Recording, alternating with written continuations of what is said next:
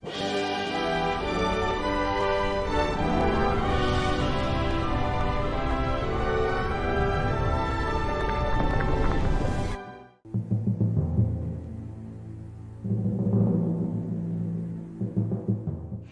important question that usually comes up is the issue of impotence. Whether somebody who is impotent can validly marry in the Catholic Church. By church law, and indeed by natural law, and church law in Canon 1084 talks about impotence and the fact that is by law, natural law, divine law, that one who is impotent cannot marry. Now, so it means that, and even if he marries, the marriage ipso facto, that is by the fact of the law, is invalid. So impotence in the sense that why? Because marriage, as God has created it, is meant to procreate. It's meant for procreation. So that's why the parties that have come together out of their own free will, their first conjugal relationship, that is after the marriage in church, they should have what we call the consummation of the marriage. Already that beginning of that sexual union between the man and the woman is supposed to be open to procreation.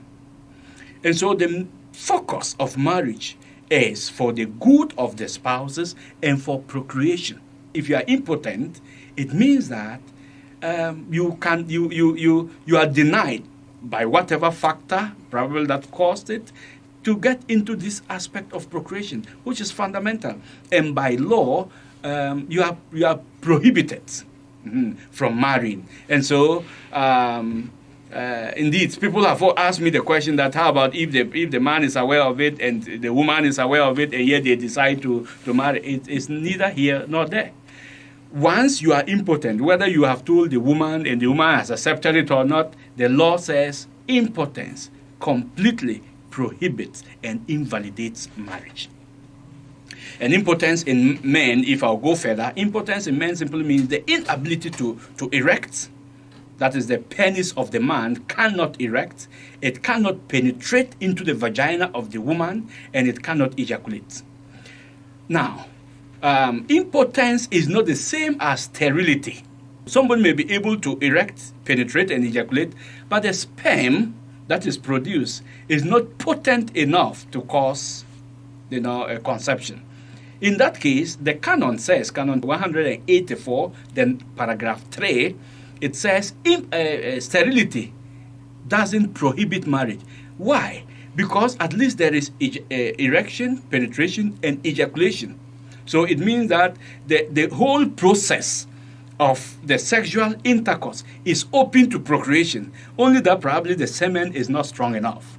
So while impotence prohibits marriage, sterility, no. Why? Because it's opened up to procreation. And so that's why, on the other hand, the church doesn't allow the use of contraceptives on the day of your marriage when you are doing consummation. And people have come up with the allegation that on the day of on the day we did our wedding and when I went to sleep with my husband or wife, we used contraceptives. Was that marriage consummated? No, because it was not open to what? To procreation.